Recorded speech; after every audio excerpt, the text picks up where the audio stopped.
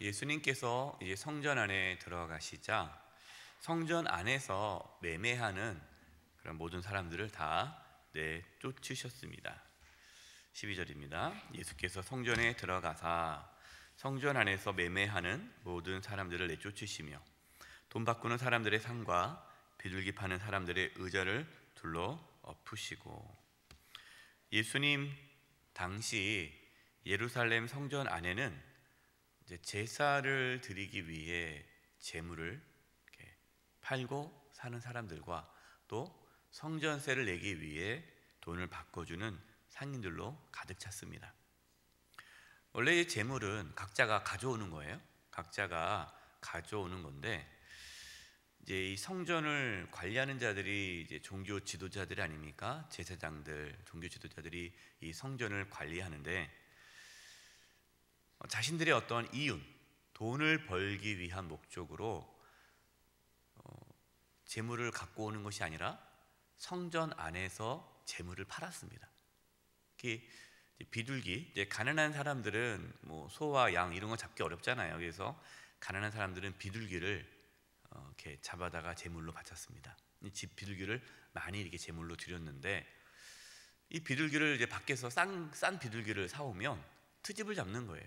이 비둘기는 이게 이게 흠이 있고 흠이 있으면 안 되거든요. 그러니까 트집을 잡아서 그를 제물로 쓰지 못하게 만드는 거예요. 그럼 어떤 제물만 써야 되느냐?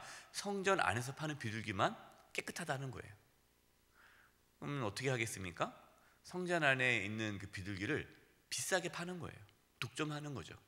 이제 그걸 통해서 이제 이윤을 찾는 겁니다.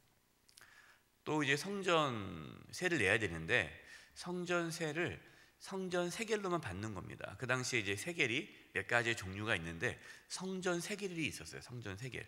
그러니까 성전세는 꼭 성전 세겔로만 내야 돼요. 근데 뭐 밖에서는 그 성전 세겔로 뭐 이렇게 돈을 쓸 수가 없는 겁니다. 그리고 대부분 또 밖에 있는 분들이 뭐 헬라 돈이라든가 로마 돈, 그 돈으로 상용화 쓰지 않겠습니까? 그러니까 그 돈을 갖고 와가지고 환전을 하는 거예요. 이 성전세를 내기 위해서 성전 세겔로 환전하는데 그 환전하는 또 이윤이 또 막대한 거예요. 이렇게 비둘기 팔고 또 짐승 팔고 또 돈 바꿔줌으로써 거기서 오는 막대한 수익금을 종교 지도자들이 갖게 되었습니다. 예수님은 이렇게 성전 안에서 자신들의 이윤을 위해 장사하는 사람들을 모셨습니다. 성경에 보면요, 예수님께서 이렇게 화를 내시고 과격하게 행동하는 모습은 없습니다. 이게 정말 예수님의 이런 모습은 처음일 텐데요. 그만큼 예수님은 이 성전, 하나님의 집이 회복되기를 원하셨고 하나님의 성전을, 하나님의 집을 그 본질을 잃게 하는 것에 대한 분노가 아주 크다는 것을 우리는 알 수 있습니다. 예수님께서 이렇게 말씀하셨습니다. 13절입니다. 그들에게 이르시되 기록된 바 내 집은 뭐하는 집이라? 기도하는 집이라. 일컬음은 받으리라 하였거늘 너희는 무슨 소굴로요? 강도의 소굴을 만들도다 하시니라. 예수님은 성전은 기도하는 집이다 라고 말씀하셨습니다. 여러분, 기도가 뭐죠? 기도는 하나님과의 대화예요. 하나님과 교제하는 것이 기도입니다. 성전은 어떤 곳이냐? 하나님과의 만남이 있는 곳이 성전이죠. 하나님의 임재가 있어야 돼요. 그것이 성전의 본질입니다. 본질. 그래서 성전에서 제사를 통해 죄사함을 받고 하나님의 임재를 경험하고 하나님을 만나고 하나님을 높이고 하나님과의 친밀한 그러한 영적인 교제가 있는 곳이 성전인데 그것은 하나도 없고 거기서 관심이 없는 거예요. 제사장들이, 종교 지도자들이 거기에는 관심이 없고 이번 주 수입은 얼마큼 됐느냐, 여기에 돈 버는 데에만 혈안이 되어 있는 겁니다. 결국 성전은 더 이상 하나님의 집이 아닌 강도의 소굴이 되어버렸습니다. 예수님은 이 변질된 성전을 새롭게 하기 위해 성전의 의미를 말씀하신 거죠. 그러면 여러분, 오늘날 성전은 어디일까요? 일단은 교회가 성전입니다. 교회. 그래서 교회는 무엇보다도 하나님의 임재가 있어야 돼요. 교회 안에 하나님과의 만남이 있어야 됩니다. 하나님과 깊이 만나는 장소가 교회가 돼야 돼요. 성도님들이 하나님을 만나고 하나님과 교제할 수 있도록 교회는 힘써야 됩니다. 그래서 교회가 어떤 일을 할 때에 정말 이 일을 통해서 하나님의 임재가 있느냐, 이 일을 통해서 성도님들이 하나님과 깊은 교제가 있느냐, 이것이 중요해요. 저는 기도하고 소망합니다. 우리 교회에서 드려지는 모든 예배와 모든 모임 가운데 하나님의 임재가 있기를 바랍니다. 우리 각 구역 가운데, 또 여전도 모임, 남성교회, 각 재직, 우리 모든 예배 순서 하나하나, 우리 모든 성도님들이 모이는 그곳에 하나님의 임재, 하나님과의 만남이 있기를 간절히 바랍니다. 여러분, 이걸 위해서 기도해야 돼요. 또한 성전은 누굴까요? 네, 우리 자신이 성전이에요. 우리 자신이. 우리가 하나님의 성전임을 우리가 알아야 됩니다. 근데 우리의 마음이 세상의 욕망과 탐욕으로 가득 찼다면 우리는 하나님의 성전을 무엇으로 만들고 있는 겁니까? 강도의 소굴로 만들고 있는 거예요. 우리가 세상 사람들처럼 똑같이 돈 버는 데에 혈안되어 있고 자신의 어떤 이익에 추구하는 것에만 관심을 갖고 있다면 우리도 강도의 소굴과 마찬가지예요.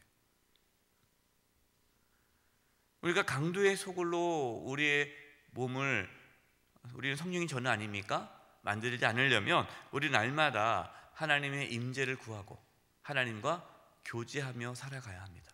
이것이 우리가 하나님의 성전인데 그 하나님의 성전의 본 모습이에요. 예수님은 성전의 참된 의미를 보여주고자 연약한 자들을 고쳐주셨습니다. 14절입니다. 맹인과 저는 자들이 성전에서 예수께 나아오매 고쳐주시니.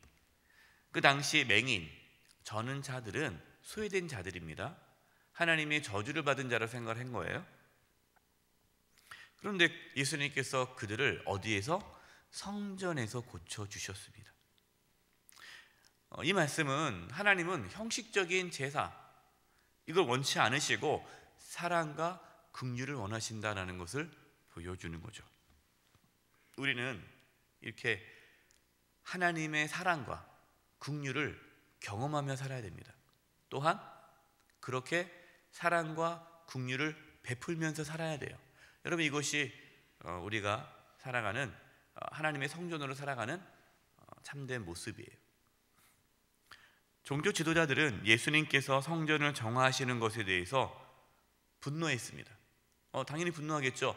자신들이 어떤 이윤을, 자신들이 어떠한 이렇게 이권을 이렇게 깨트려 버리시니까 얼마나 화가 나겠어요. 그러나 오늘 본문 말씀 보니까 어린이들은 예수님에게 호산나 다윗의 자손이라고 노래를 불렀습니다. 하나님은 이처럼 소외되고 연약한 자들이 진정으로 하나님의 은혜와 사랑을 경험하도록 이끄십니다. 저와 여러분은 늘 겸손히 하나님 앞에 엎드리고 은혜를 구함으로 참된 신앙을 가질 수 있기를 바랍니다. 예수님께서 이제 예루살렘 성전 안에 들어오실 때에 시장하셔서 이제 무화과 나무에서 무화과를, 열매를 찾으셨습니다. 열매가 없는 거예요. 예수님께서 이 무화과 나무를 저주하셔서 말라 죽게 하셨습니다. 참 이상하시죠? 왜 그렇게 하실까? 이것은 예수님께서 이제 비유로 말씀하시는 겁니다. 열매는요, 신앙의 참된 행동을 뜻해요. 성령의 열매가 있지 않습니까? 열매라는 것은 눈에 보이는 신앙의 행위들이에요. 참된 신앙은, 그 사람이 진짜 예수님을 믿는다, 참된 신앙은 무엇으로 나타납니까? 행위로 나타나는 거예요. 행위로 나타날 수밖에 없어요. 종교 지도자들, 지금 종교 지도자들은 종교적인 형식에만 집중했죠. 그러니까 아주 잎이 무성해요. 뭐 멋진 나무예요. 그런데 그 종교 지도자들의 모습에는 열매가 없는 거예요. 마치 잎만 무성한 무화과 나무와 같은 겁니다. 성전이 얼마나 멋져요. 성전이 멋지지만 그 성전은 화려하고 멋지지만 그 성전 안에 뭐가 없습니까? 열매가 없는 거예요. 하나님의 만남이 없고 긍휼과 사랑이 없는 거예요. 마치 잎은 무성하지만 열매 없는 무화과 나무와 같은 거죠.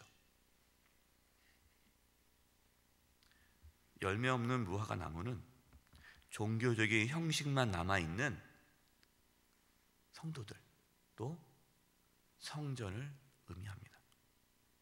예수님은 종교적인 형식만 남아있는 예루살렘 성전이 무너지고 새로운 성전이 세워질 것을 이 무화과 나무를 말라 죽게 하면서 우리에게 보여주는 겁니다. 결국 어떻게 됐습니까? 성전은 무너졌죠. 지금도 성전은 없어요. 그런데 또 다른 성전이 있죠. 그 또 다른 성전이 누굽니까? 저와 여러분이에요. 우리는 종교적인 형식에서 벗어나 성령님의 인도하심에 따라 풍성한 열매를 맺어야 됩니다. 이것이 저와 여러분이 살아가야 할 삶의 모습이에요. 오늘도 하나님과 교제하면서 동행하면서 성령의 풍성한 열매를 맺는 저와 여러분 되기를 간절히 축원드립니다. 기도하겠습니다. 하나님 아버지, 날마다 주님과 함께하기를 원합니다. 주님과 교제하며 살기를 원합니다. 죄를 연약하고 부족합니다. 성령의 충만함을 주셔서 성령의 열매를 맺으며 살아가도록 인도하여 주시옵소서. 예수님의 이름으로 기도드립니다. 아멘.